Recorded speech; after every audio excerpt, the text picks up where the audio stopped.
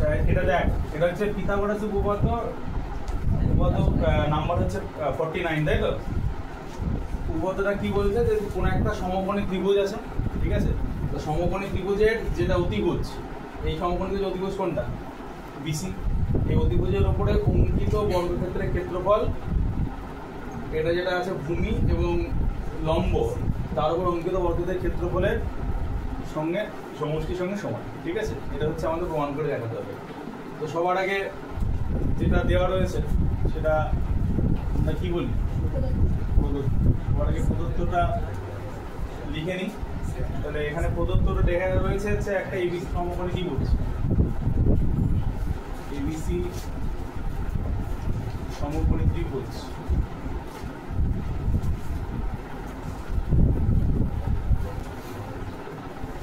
যার বিসি হলো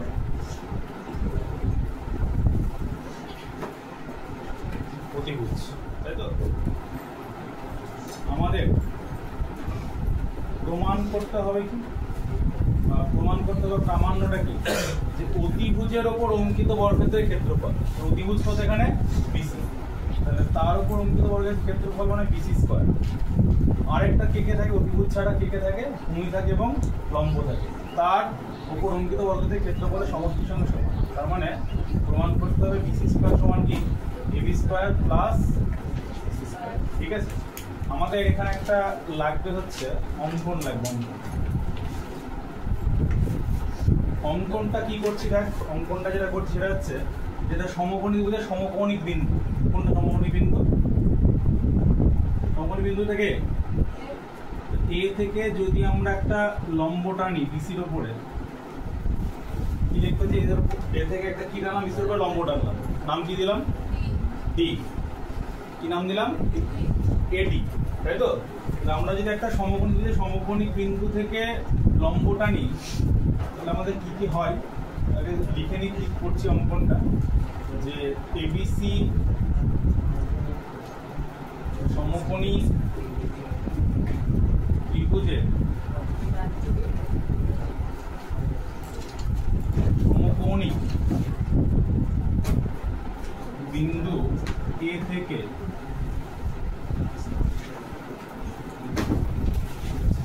বিসি এর উপর এডি লম্ব অঙ্কন করা উচিত। এবার প্রমাণটা শুরু করছি। এই প্রমাণটা করতে গেলে যেটা লাগবে সেটা হচ্ছে সদৃশ্যতা, তাই তো? সদৃশ্যতার কনসেপ্টটা ভালোভাবে লাগবে। সদৃশ্যতার কনসেপ্টটা কিভাবে ভালো করে লাগবে? এটা একটা সমকোণী ত্রিভুজ, ঠিক আছে?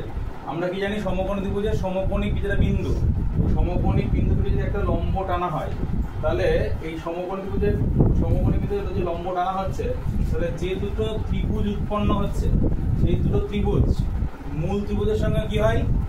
সদৃশ্য হয়, আবার নিজেদের সঙ্গে কি হয়? পরস্পর সদৃশ্য হয়। তার মানে এখানে কি কি হবে? এই যে বিএডি ত্রিভুজ, এই যে ডিএসি ত্রিভুজ, এটা নিজেদের সঙ্গে সদৃশ্য। আবার কি? এই বিএডি ত্রিভুজ মূল ত্রিভুজের নাম কি? বিএসি, তার সঙ্গে সদৃশ্য। আর ডিএসি সেটাও মূল ত্রিভুজ, তার সঙ্গে সদৃশ্য, বিএসির সঙ্গে সদৃশ্য। এই যে সদৃশ্যতার যে কনসেপ্টটা এখানে কাজে লাগবে, যেটা যেটা কাজে লাগবে সেটা যেটা এখানে কাজে লাগাবো। সবার আগে কি বললাম, যে এই যে ছোট ছোট দুটো ত্রিভুজ উৎপন্ন হলো, সেটা কাদের সঙ্গে সদৃশ্য? মূল ত্রিভুজের সঙ্গে সদৃশ্য। তাহলে আমরা প্রথমেই মূল ত্রিভুজটা দেখছি। মূল বিএডির সঙ্গে মূল ত্রিভুজের সঙ্গে সদৃশ্যতা আগে লিখি, যে বিএডি ও ত্রিভুজ বিএসি সদৃশ্য। আচ্ছা, বিএডি আর যদি বিএসি সদৃশ্য হয়, তাহলে আমরা কি কি লিখতে পারি? বিএডির ক্ষেত্রে অতিভুজটাকে এবি, একই রকম মূল ত্রিভুজ বিএসি ক্ষেত্রে অতিভুজটাকে বিসি, তাই তো?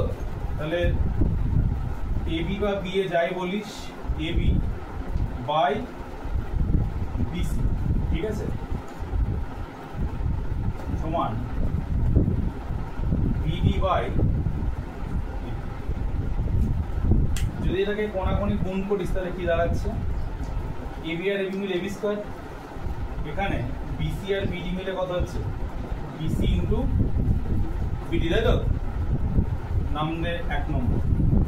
এটা হলো একটা ত্রিভুজের সঙ্গে মানে বিএডির সঙ্গে যে দুটো ত্রিভুজ বলতে তার মধ্যে বিএডির সঙ্গে মূল ত্রিভুজ কার সঙ্গে সদৃশ্য হচ্ছে, বিএসির সঙ্গে সদৃশ্য হচ্ছে। একই রকম ভাবে আরেকটা ত্রিভুজ আছে না, একটা ত্রিভুজ কি আছে, আরেকটা ত্রিভুজ কি আছে ডিএসি, সেটাও তো মূল ত্রিভুজের সঙ্গে সদৃশ্য, সেটাও তো লিখতে পারি। কি লিখতে পারি, ডিএসি ও মূল ত্রিভুজের নাম কি বিএসি, এটাও তো বলতে পারি সদৃশ্য। তাহলে যদি ডিএসি আর মূল ত্রিভুজ বিএসি সদৃশ্য হয়, একই রকম ভাবে ডিএসির অতিভুজ কে বলতো, ডিএসি অতিভুজ কে এসি, তাহলে এসি বাই এর অতিভুজ কত বিসি, সেটাকে আমরা কি লিখতে পারি, সেটাকে আমরা কি লিখতে পারি যে এসি বাই বিসি সমান একই রকম ভাবে এর ক্ষেত্রে হচ্ছে ডিসি বাই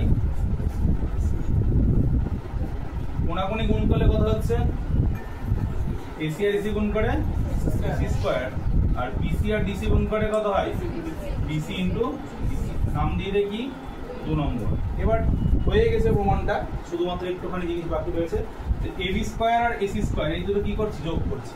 মানে এক কথায় 1 আর 2 কি করছি আমরা যোগ করছি, যোগ করে পাই এবি স্কয়ার আর এসি স্কয়ার এই দুটো যোগ করলে দাঁড়াচ্ছে কত। আচ্ছা এবি স্কয়ারের ভ্যালু কত, এবি স্কয়ারের ভ্যালু কত বিসি ইন্টু বিডি, তো তাহলে এবি স্কয়ারের ভ্যালু টু বি। একই রকম এসি স্কয়ারের ভ্যালু কত বিসি ইন্টু, আচ্ছা বলতে এখান থেকে কি কমন যাচ্ছে, এখান থেকে বিসি কমন যাচ্ছে, তাহলে বিসি যদি কমন যায় কি কি পড়ে যাচ্ছে, একটা বিডি পড়ে যাচ্ছে প্লাস পড়ে যাচ্ছে। তো এবার দেখ বিসি এই বিডি প্লাস বিসি মানে বিডি মানে এটা, বিসি মানে এটা, এই দুটো সমষ্টি মানে তো আবার বিসি না, তাহলে আমরা এটার বদলে কি লিখতে পারি বিসি লিখতে পারি। বিসি আর বিসি গুণ করে কত হচ্ছে, তাই প্রমাণটা হয়ে গেছে না যে AB square plus AC square সমান কি